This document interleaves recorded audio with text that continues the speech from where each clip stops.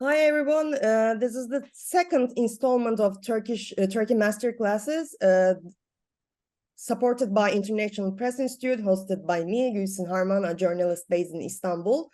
Today, very proudly, I'm hosting Andrew Losowsky, who happened to be a mentor to me within the News Product Alliance Mentor Network program.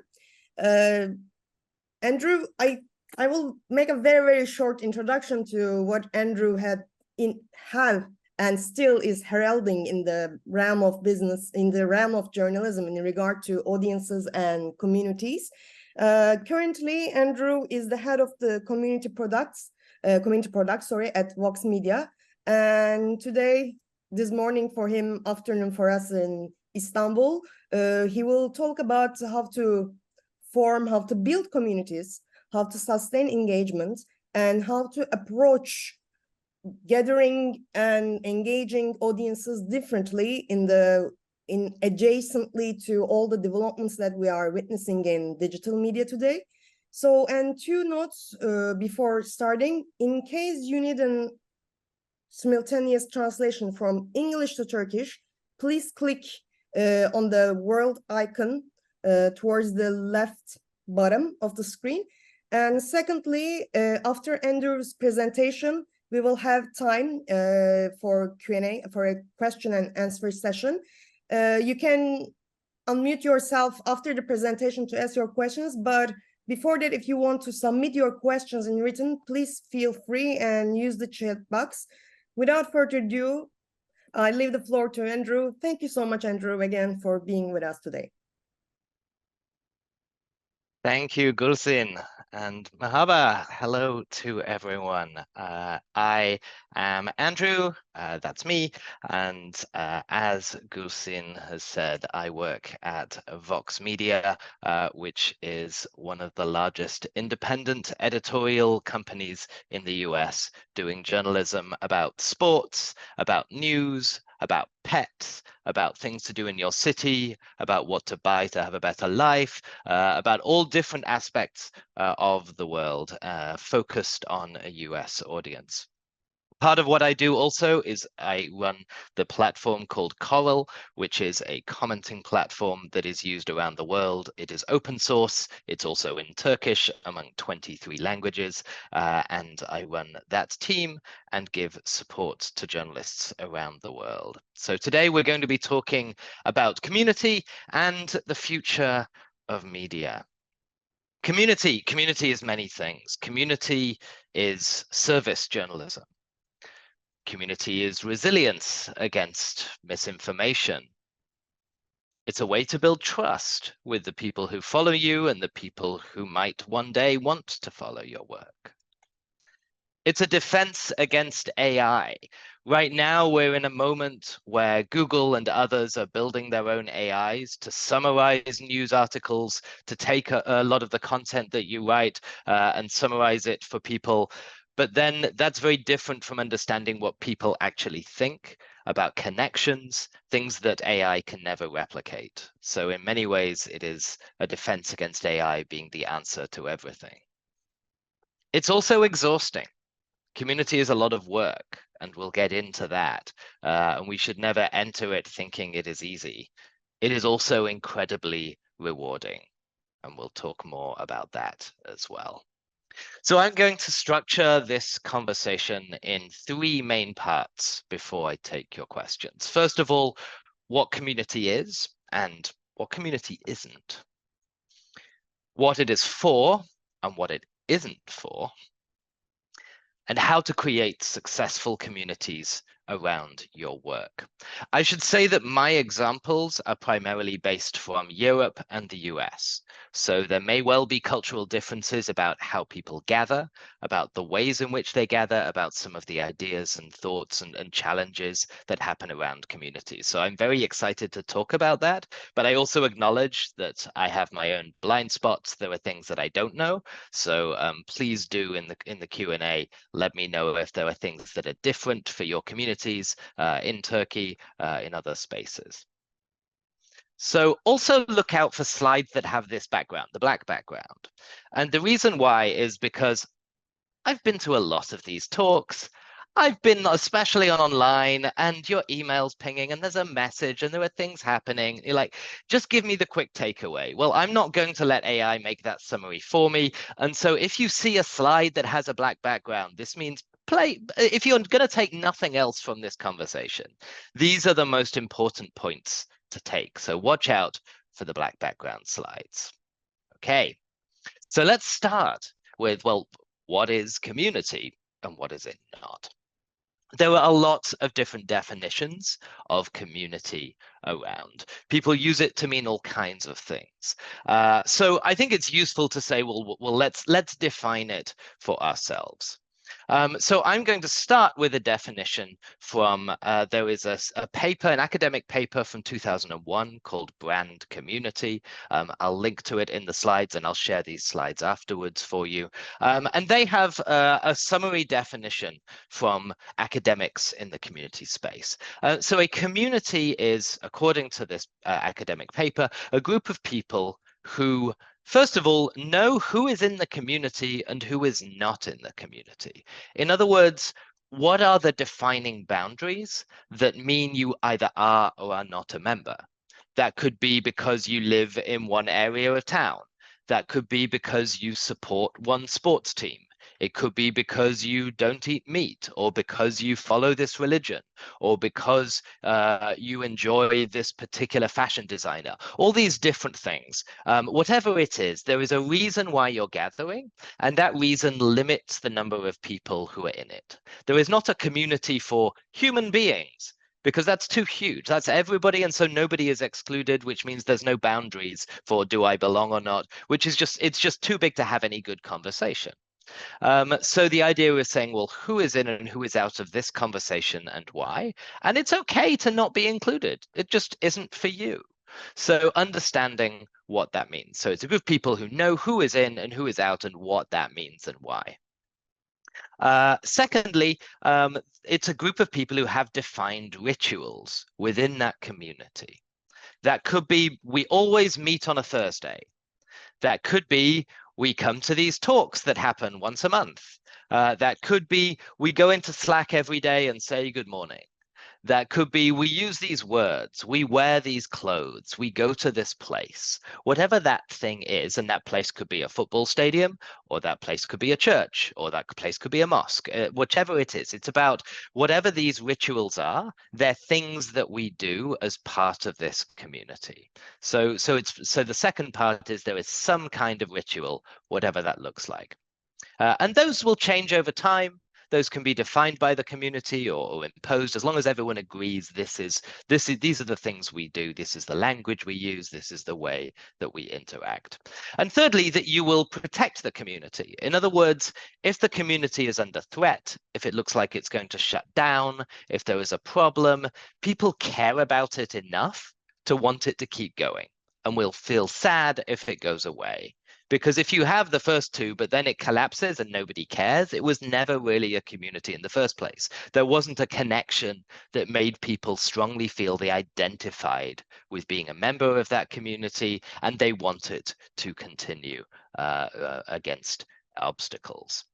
So that's their definition from Brand Community. I think this is very useful, and also it's not useful in other ways, in that, great, so we know what a community is, but if you work for, let's say, a newspaper and you want to make a community, well, you know who's in and who's out. They already read the newspaper. Maybe part of their ritual is they read the newspaper. And so at this point, like, well, this isn't as useful. So the key, after having understood the general definition, is say, well, what is your definition for your community? What do you want that to look like?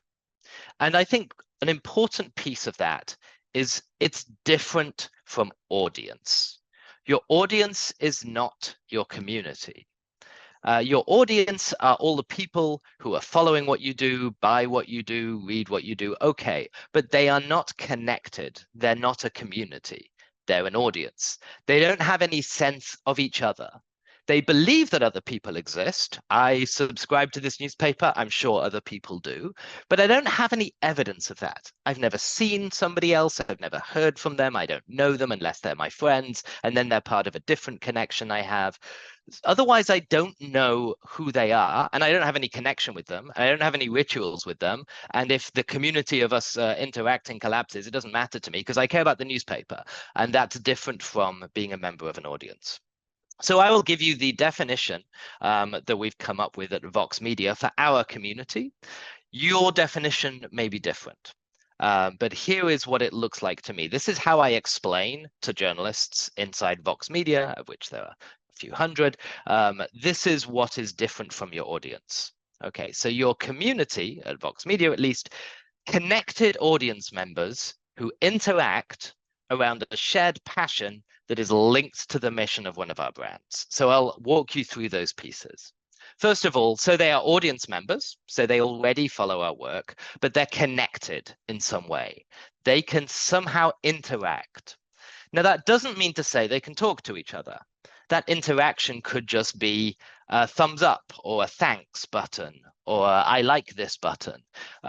So maybe there are maps where people can create their own favorite restaurants and share those maps. And then there's a button that says, I like this. And then you can just see the names of the people who pressed, I like this. That's an interaction. They're connected, they interact, they can see each other. It doesn't mean they have to be able to talk to each other, but sometimes it does. Around a shared passion, so what is it? That passion isn't just the brand.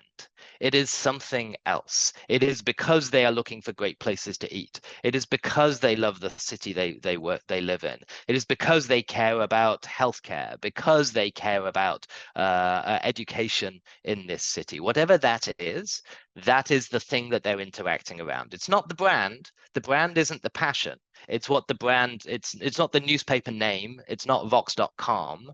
It's around a passion related to the coverage of Vox.com. It's about a passion related to the sports team, not the sports brand who owns the website. And that needs to be linked to the mission of one of our brands. So it isn't just, well, we have this site that is about cute animals called the Dodo, but it turns out that a lot of people who like cute animals also like cooking, so we'll just have a cooking community. It's like, well, why? The mission of the Dodo is about animals and animal welfare. That doesn't fit. So that wouldn't be right for this space unless we change the mission. So it's important at Vox Media to think about these keywords: connected audience members, so they can see each other exists. They have a way to interact with each other. That interaction is around a passion that they share, something they care about. That could be happy, that could be sad. And it is linked to the mission of one of our brands, so we know why it is that we're doing this. Communities tend to be surrounded or connected around a combination of four things. And those four things are information. So I come to this community to learn something, or I interact to learn something. I want to learn information for me. Education, that's a little bit different from information. Information is more utility based. I need some information. Can you tell me this thing? Or I have some information. Let me show you this thing. Education is, oh, interesting. I'm interested in this topic. I didn't know about this thing. I didn't come here with a specific, tell me who in 1973 was quarterback for the San Francisco 49ers. That's information I need. But then I come and I'm a fan of the 49ers, and then it's, oh, and did you know this about the stadium and this? And oh, interesting. So I'm learning things in different ways. So it's information and education are a little bit different. Entertainment. Sometimes it can be the people in the community. People can be very funny, tell jokes, make you laugh, say things that are interesting, or gather together to watch a political debate or to watch a sports game together. And there's a way of entertainment with that. And then, of course, connection. You're connecting with these other people because you feel you have something in common and you feel less alone. You feel like you can test with these connections. I'm thinking this. Do you think the same? I'm not sure about this. What do you think? I'm feeling this. Do you feel the same way? So you can reach out to try to understand what you're thinking and feeling and see where it connects and where it doesn't with other people who you trust within your community. So these are the 4 areas that community tends to focus on, but it tends to be a combination of these, not just one. The connection is a big part of it that people look for, but maybe it's connection around education, connection around information and entertainment, and so on. So these are the 4 main areas to think about. So here's some examples. So this is one of the sports teams the sports websites that Vox Media has. I just grabbed this from a couple of weeks ago. So this is just the people who are fans of this team. I think it's the Seattle Seahawks. They gather on this webpage, they go to the comments, and they sit there through the whole game. And they just talk to each other as the game is happening. And you can see here there are 3,600 and something comments on this game. That's pretty typical for these sports websites. These are incredibly dedicated fans who want to come together to talk about what's happening. Vox.com. So we've been doing Q&As with journalists that allow the community members to see each other and be able to talk to each other around these. So they ask the journalists questions. So we'll answer your questions. Post your question below. Other people can see it. They can reply to that question. They can build on that question. They can say thank you for that question. And then the journalist will come in to interact and answer those questions. So we've been doing this more and more at Vox Media. There are communities, of course, that can be housed in other places. This is from Bloomberg Media. So they're using a piece of software called Discord, which is used mostly by video gamers. But now Discord is expanding, and there's a lot of media groups experimenting with it. So what this is a place where if you subscribe to this particular newsletter, Power On by Mark Gurman, there is a whole discussion around different topics of what people care about related to technology. That's the theme of his newsletter for Bloomberg. And they talk between newsletters. The newsletter comes out, they talk about it, they share information, tips, ideas. They see each other, they talk to each other on a different platform called Discord. Or there's Facebook, The Strategist, which is part of Vox Media. They have a big Facebook group where people talk about shopping, which is the theme of The Strategist, a resource to shop more smartly. And so this is a space where people can post questions, interact, answer people's questions. Where can I find a good winter jacket that's cheap? People answer their questions, give recommendations, and then the journalists go in as well to interact.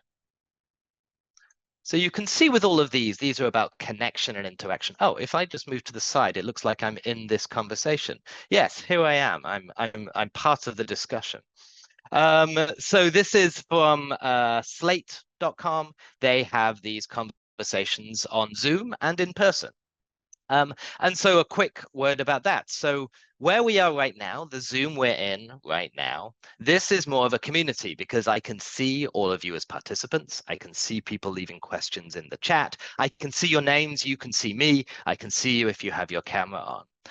Zoom has an option to do, I think it's called seminar mode or presentation mode or something. And in that case, it's like a TV show. You can't see who else is in the room. You can't interact, you can't talk, it just broadcasts out to you. That's not a community experience, that's an audience experience. A community experience, of course, as I said, is about interaction, connection, the ability to see that each other exists. And so live events are a great way to do that. And sometimes the conversation is just, we gather here and we talk. So this is a website called Defector, and you can see here they have 1,099 comments. And I've read the comments, they're all good. They're all on different topics, but they call it a weekend open thread. What they say is on Fridays, they say, everyone just talk about what you like. We'll be here to moderate. We might join the conversation, but we have a strong enough connection now where we don't have to just have a focus because we know now who you are, who we are. We have enough connection. We trust you. So let's just see what you want to talk about, and maybe we'll take some ideas from that. So different ideas and different focuses, some of them very tight, some of them more open.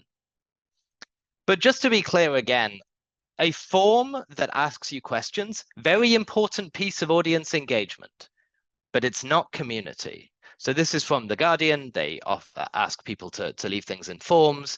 This is about extreme delays in the mail delivery in the UK. And you can see here, this is a form that goes to the journalist, and only the journalist sees the different content, and then they'll put it into an article later on. That's not a community experience, it's an audience engagement experience. But it can lead to community. If they get a lot of conversations, a lot of stories that come to them and they start talking as a journalist, maybe there's an opportunity here to share stories. There's a lot of things in common. Maybe we'll have a conversation. Maybe we'll have a live event. Maybe we'll open up a comment section just to ask you to talk to each other. Maybe there's something more we'll gain here. So it can lead to it. Audience engagement is very important. It's just different from community engagement. And the same with a hashtag.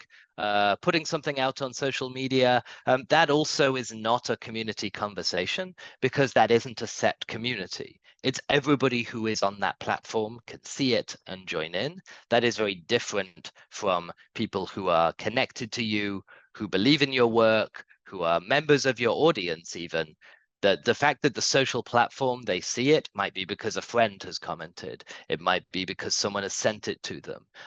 It might be because someone who hates you is reading your work and wants to comment on it. They're not a member of your audience. They're there to be able to try and criticize you. So engagement on social media, again, can be important for marketing, other things. We'll talk more about that, but it's not community. And one of the big mistakes, I think, with Twitter, now X, is that they called themselves a community platform, but it very rarely had community. It was and is a broadcast platform, a platform that you put things out there to an audience and they can yell back at you. But that's not a community experience. They did experiment with different more closed community experiences. They called them circles. They've closed that down now. But itself, they never really seemed to understand community. They only understood broadcast and called it community, but that's a separate point. Okay, so that's what community is, and that's what community isn't. What's it for? Why should journalists do this? Why should you care? Why does it matter? Why would we even think this is part of journalism? So much of journalism surely is about finding the facts, interviewing important people, digging into the truth, then publishing it, leaving it there, and going on to the next work. So why should we care about community as part of journalism? Well, first of all, it is a fundamental function of journalism.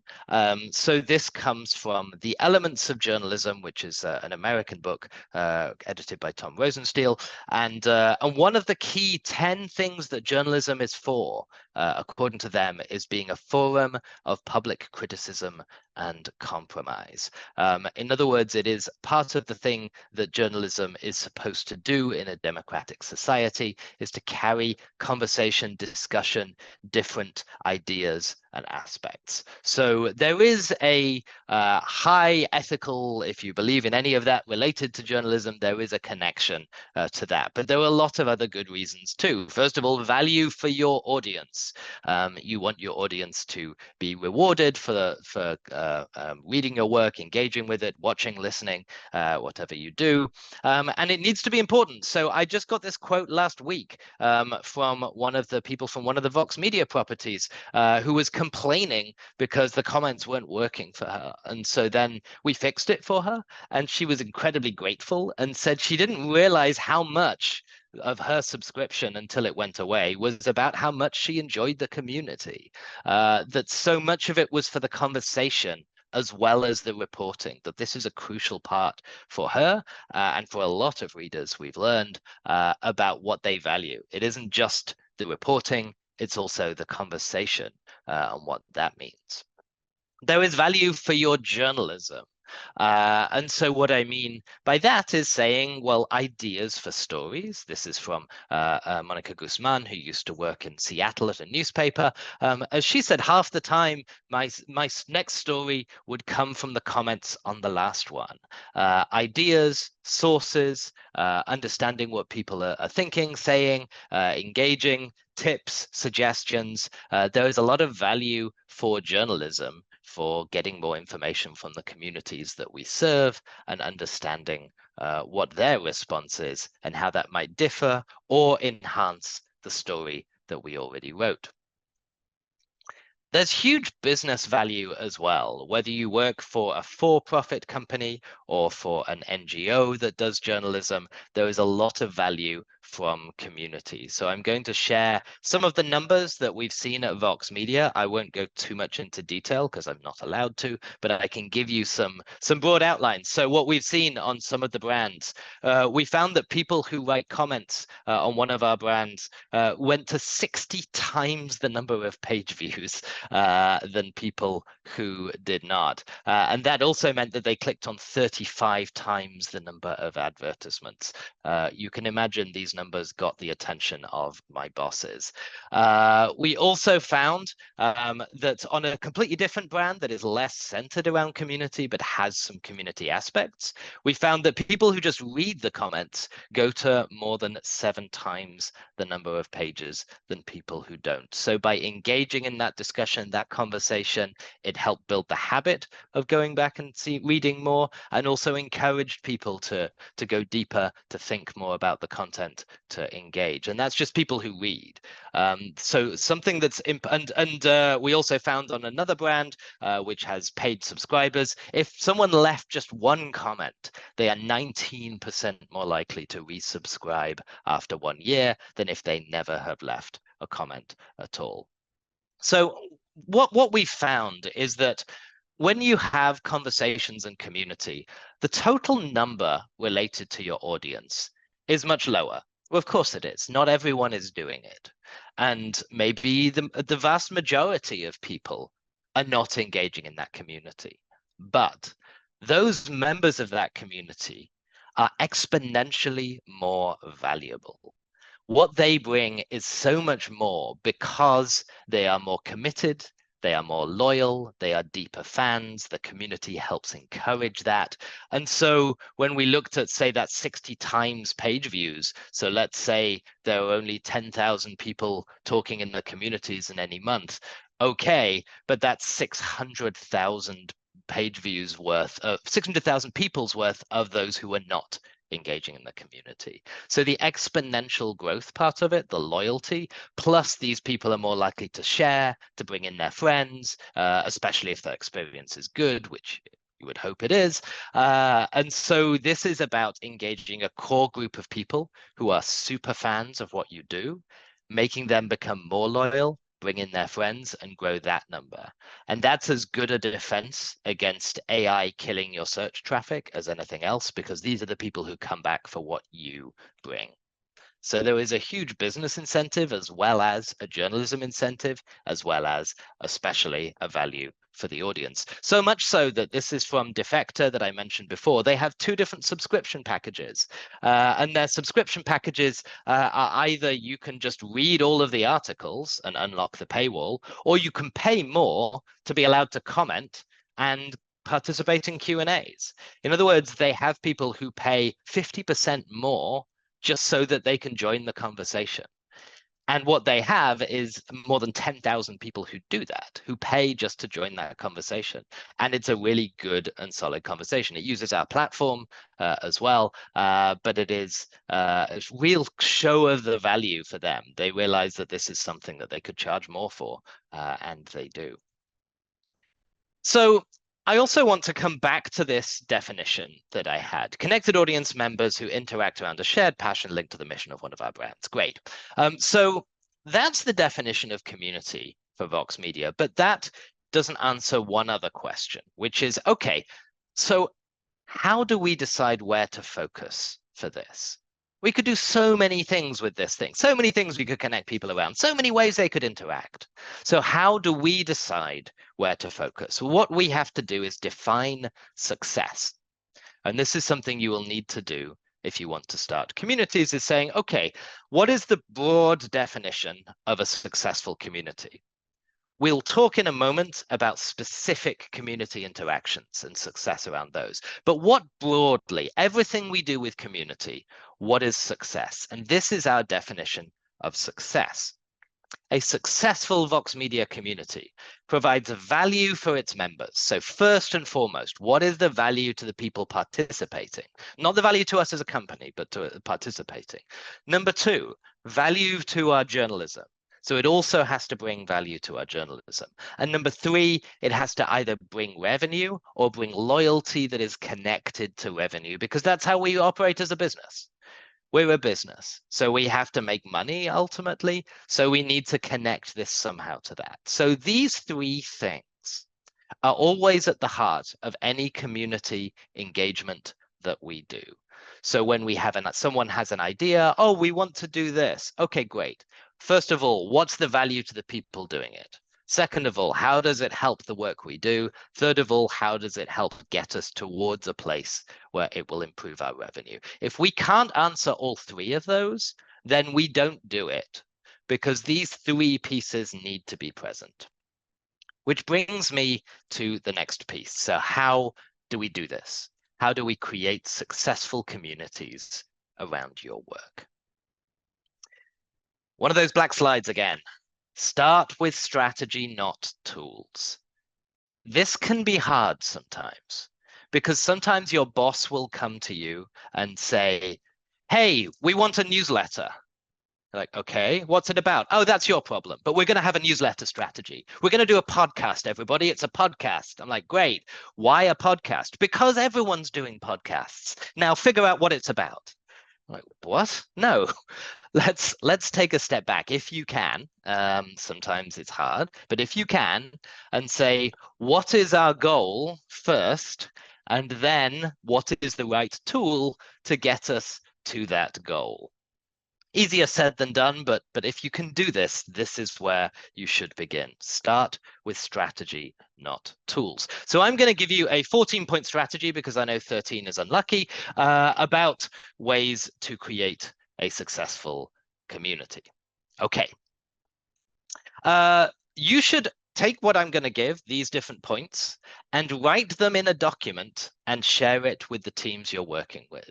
So each point will be numbered. I recommend when you're creating communities to write a 14-point document that you can fill out each part of it. That's the way that we do a lot of strategy. We have templates that we use to help us make sure we've covered all the important pieces.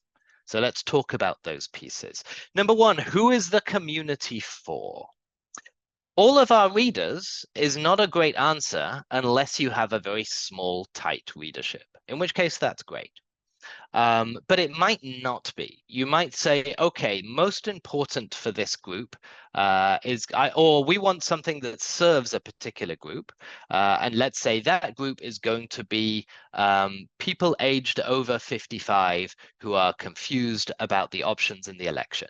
Okay, very clear definition there. It's going to be people who live in this particular neighborhood of Istanbul. It's people who follow politics very closely. It's people who are not online very often and are looking for information about how to engage with the city. Like different questions here. Who is it for? So define who are you trying to serve, first of all, because then that will help you with the next piece, which is what is the value you are bringing to those people. So let me take a slight diversion to tell you why comments go so bad on the internet. And the reason why, well, let me give you an analogy, a metaphor for that. Imagine that you are trying to collect food to give to a local NGO in Istanbul to help people who currently are food insecure. So you could do this one of two ways. You could say, okay, let's put 10,000 boxes everywhere in Istanbul. It's such a big city. We're going to put them everywhere. We'll just put 10,000 boxes on every street we can get to, leave them there.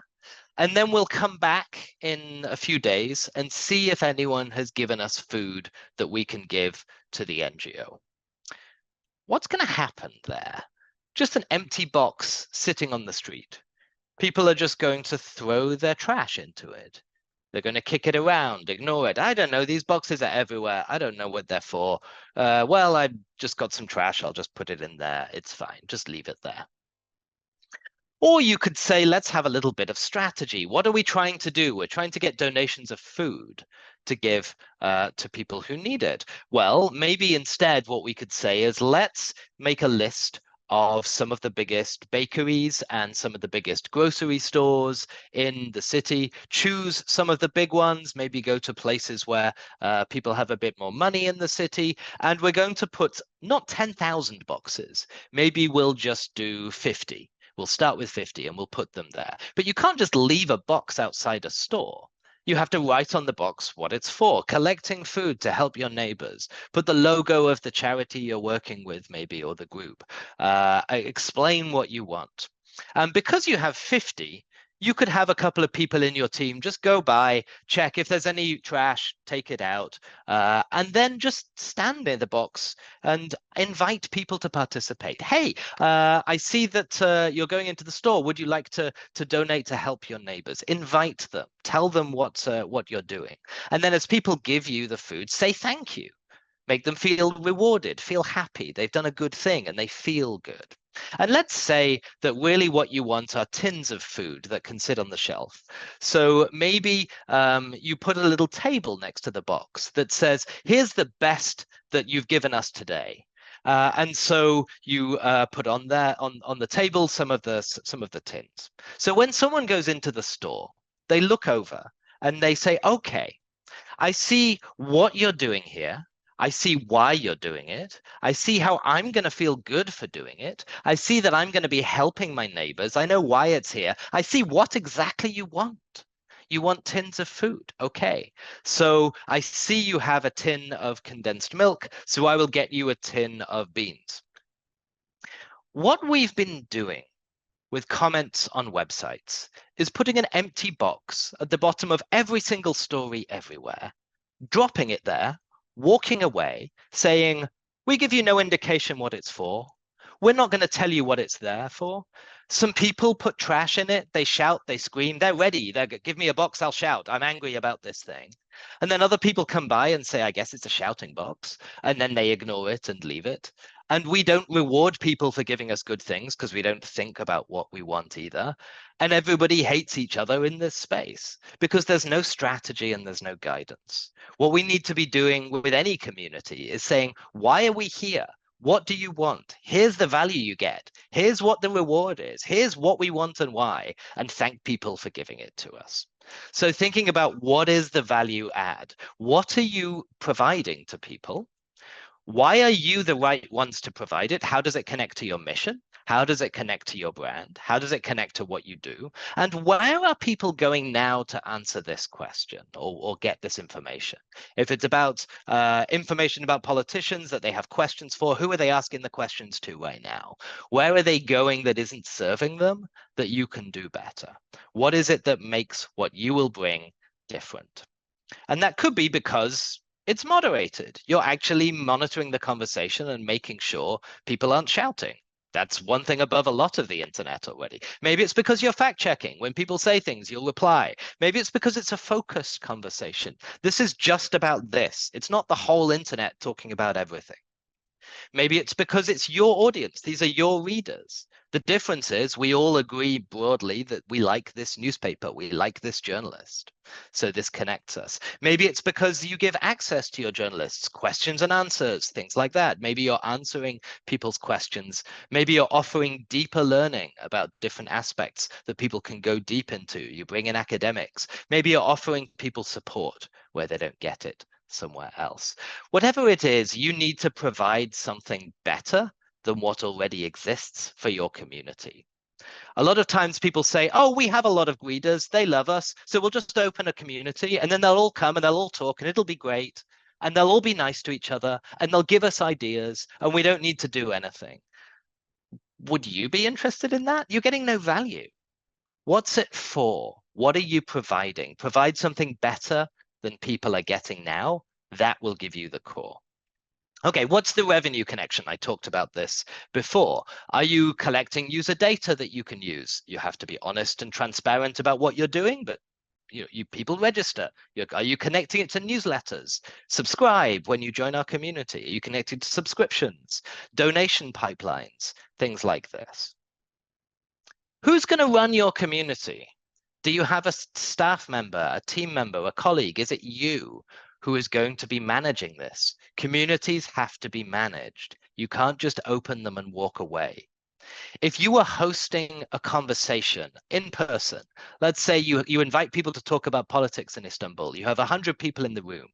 You can't then say, great, thank you for coming to the room. Here's the microphone. I'm leaving now. Have a great discussion. Goodbye. It's not going to be a good discussion. You have to be present. Does whoever is running it, do they have a budget? Are they able to hire people to help? Can they pay for platforms? And so on. If they don't, they don't, but be upfront about that early. When does it launch? Is it tied to something, an election, something important, a feature series you're launching, other things? When does it launch? What's your timeline? How long does it last? A community does not have to be open-ended. In fact, I encourage you not to have a community that is open-ended. Don't start your community experience with indefinite communities. Communities that say, we're going to do this forever. Start with something that has boundaries and say, we're going to gather for the 1 month before the election. We're going to gather because we just launched this investigative feature series, and we're going to talk about it for the next 3 days.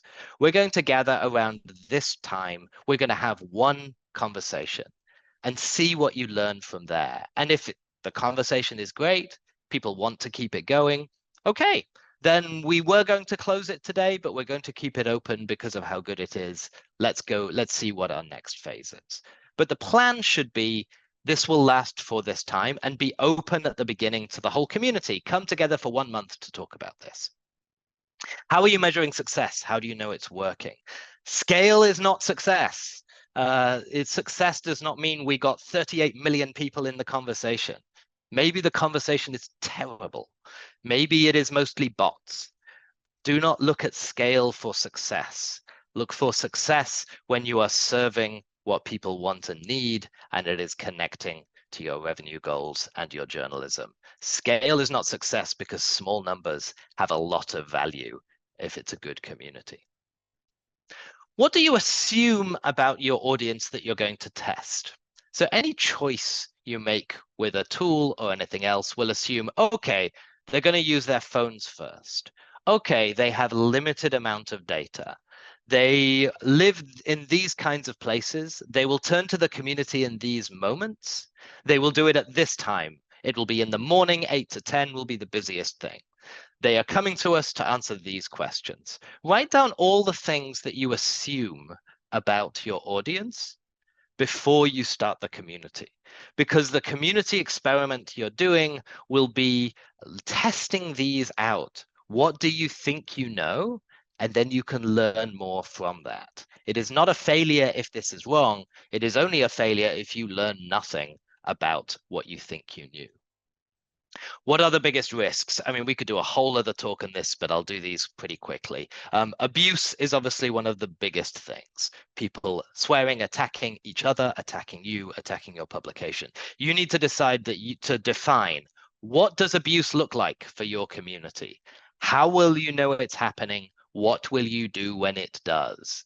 Those are the 3 most important things. Any tools you choose, any platforms, any action, you need to think about this. How will you know it's happening at 3 o'clock in the morning? How will you know it's happening on a weekend? What does it look like? How do you know it's happening? What will you do? AstroTurfing is a big one. This one is AstroTurf means fake grass. So in this way, it is where it looks like people all care about this, but they aren't. So this is from a few years ago, where there was conversations about Israel were being faked on different platforms, including on news websites. And then there was an app that was telling people, vote this comment up, like this comment, make it look like tens of thousands of people agree with this comment. Also in the Philippines, they hired Facebook trolls. So similar to abuse. How do you know it's happening? What does it look like? What will you do if you see it happening? There's a risk of exposing your readers and their data. Are you talking about something that is sensitive? What would the government do if they found out who these people are? Are you collecting email addresses about a sensitive topic? Are you protecting them? You need to make sure that it is safe for people to interact. So, really, what are you protecting your readers from? And then how are you protecting them? You're asking people to share something about themselves. You want to be careful about what you are asking them to say to make sure that they are not putting themselves in danger. What if it's not your audience? Some platforms like Twitter and others, people come in who are not your audience, not there to talk in a productive way. What if it's not useful? You said we need to create value. What if it doesn't? So you need to focus on that. What if it's not relevant to your work? Like the cooking example for the pet website. You need to make sure it connects. Otherwise, people will be confused. What if it's a ghost town? What if nobody comes? What if there's no activity there?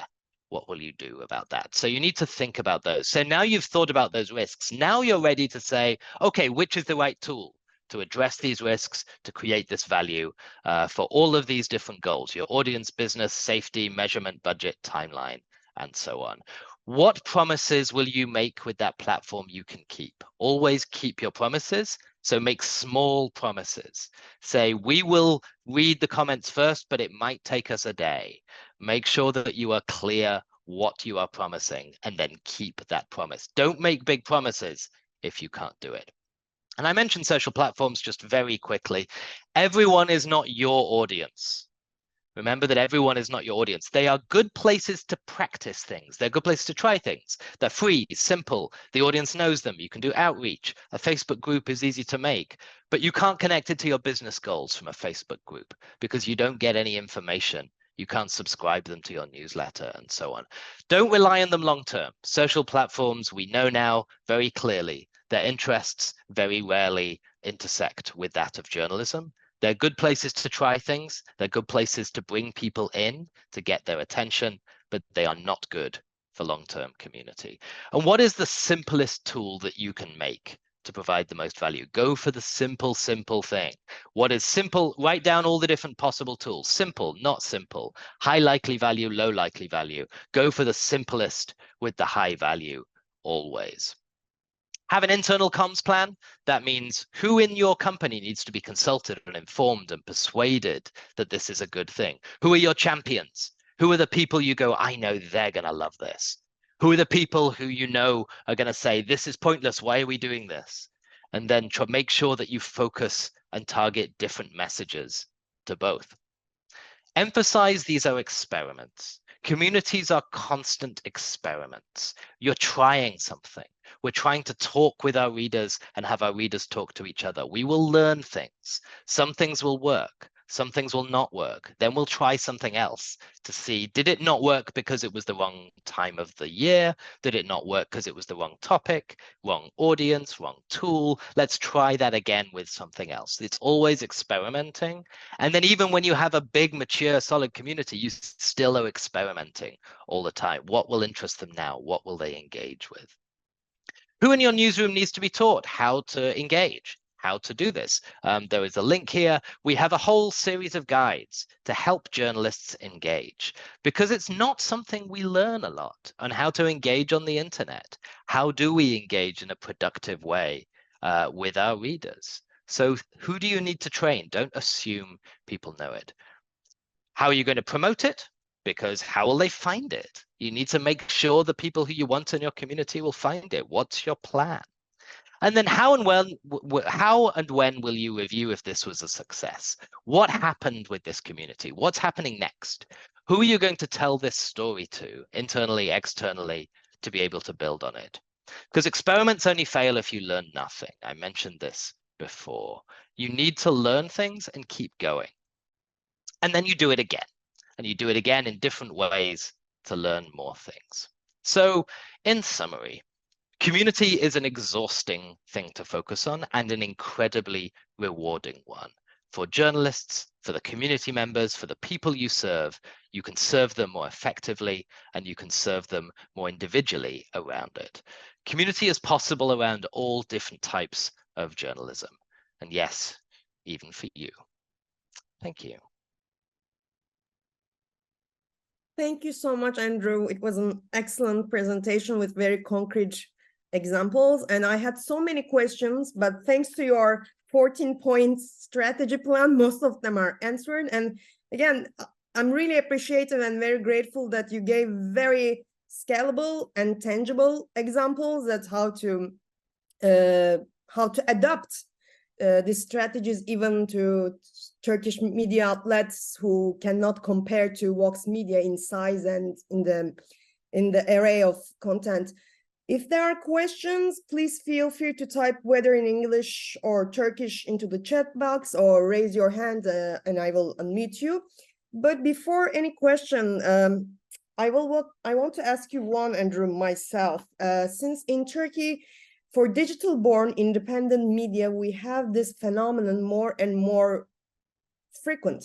Some new media startups, journalism initiatives prefer to launch themselves only on social platforms. Since in Turkey, due to political and social reasons, X, Twitch, Instagram, social mediums bring enormous engagement numbers in Turkey. But as you would imagine, these engagement numbers rarely translate to revenue, and let alone revenue, even page views. And whenever I talk to founders or the management level of this new initiative, this digital initiative, I won't say that they regret, but after a few years and then the numbers do not translate as the community and the revenue, they reconsider their choices, but maybe it's too late already. And in Turkey, more and more, we have a decrease in the page clicking and page views for websites. Again, of course, Vox Media has a completely different experience. US has a completely different landscape, media landscape than Turkey. But what would you suggest and what will be your comment for not to be enticed by the very stellar engagement numbers on social mediums and how to develop your own community outside of these platforms? Sure. So social platforms are good for getting followers and for getting people to see what you do if you follow their formulas, because their goal is to keep people on their platform. And they hate the idea of people leaving their platform. They make money from display advertising on their platform. So first of all, we know from the experience of X and Facebook that getting people angry, upset, actually scores better. If you want to get top numbers, you tell lies that make people angry. They won't fact check them, and people will all pile in to either tell you you're right or you're wrong or other things, and you will get great numbers, and it will not serve your society, your community, your democracy at all. But these platforms are built around outrage, or they're built around outrageous talent or outrageous lies, and that's what the platforms are built for. They have a usefulness in gaining an audience. If you want to build an audience, if you're starting out, they're very good for marketing and very good to start from nothing. Very cheap and free, you can get onto there. But the downside is you don't own that audience. You are borrowing that audience from the platform, but the audience is there for the platform. To get them off the platform can be very difficult, like you said, because first of all, they associate you with being there in their feeds alongside these other things. And secondly, just getting anybody to do anything on the internet is always going to be a small number compared to the big numbers they give you. Also, I should say the platform numbers lie. We know that too. The statistics they give us, the numbers, they include bots, video views included if someone clicked on it for 1 second and then left. All of these things we know as well are very suspect too. So I think you need to start, if you're starting something new, you need to think, well, who am I serving and what is the best way to reach them? Scale is a very difficult place to aim towards and is not sustainable, I think, especially with display advertising is going to go away from Google and things like this. So I think it's a great place to say, I want to start building a voice. I want people to hear me, see me. I'm an independent writer, researcher, video maker. You could start there and then say, okay, now let's now sign up to my email list. Now come over to my website. The platforms will make those posts harder to see because you're telling them to do something the platform doesn't want. X is now delaying links to things like Patreon. If you click on a Patreon link on X, on someone says, subscribe to my Patreon, X will delay that 3, 4, 5 seconds, I think. Certainly, I think 2.5 seconds is the average right now, but there are different windows to make you go, oh, I guess it's broken, never mind. They are deliberately making that hard. So just be aware that this is a dangerous pact you have with a social platform. Use it for what it's good for, awareness, marketing. It's like a billboard, great, but don't expect that that's going to translate into dollars or money anytime soon.